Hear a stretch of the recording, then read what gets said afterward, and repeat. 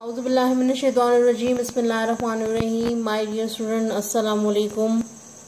जमात Gaethje हरूफ तहज्जी मज़बून उर्दू।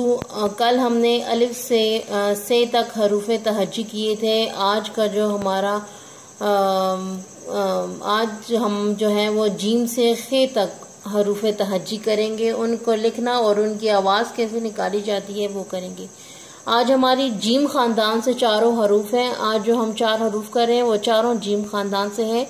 सबसे पहला है जीम, जो कि नीचे वाली 3 लाइनों में लिखा जाता है। लेफ्ट साइड से स्टार्ट होता है और यूं राइट साइड पे जाके ख़त्म होता है और इसके अंदर एक नुक्ता लगता है और इसको कहते हैं, इस हर्फ को कहते हैं जीम। जीम की आवाज़ है जा। जीम की आवाज़ है जा।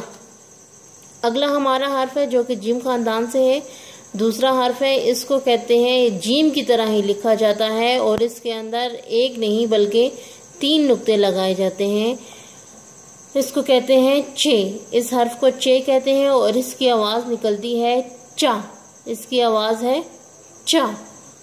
तीसरा हर्फ है जो जीम खानदान से है, वो बिल्कुल जीम की तरह ही लिखा जाता है लेकिन इसके अंदर कोई नुक्ता नहीं लगाया जाता। इस हर्फ को हे कहते हैं और हे की आवाज़ है हा।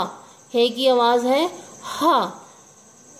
चौथा और आखिरी हर्फ जो कि जीम खानदान से है, जीम फैमिली से है, वो लिखा जाता है जीम की तरह ही नीचे वाली 3 लाइनों में लिखा जाता है और इसके ऊपर एक नुक्ता लगाया जाता है।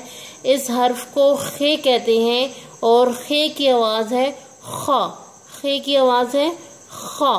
आज हमने जीम फैमिली से 4 हरूफ सीखे, जीम, चे, हे, खे, और चारों की आवाज़ को निकालना सीखा। जीम की आवाज़ जा, चा, हा, खा।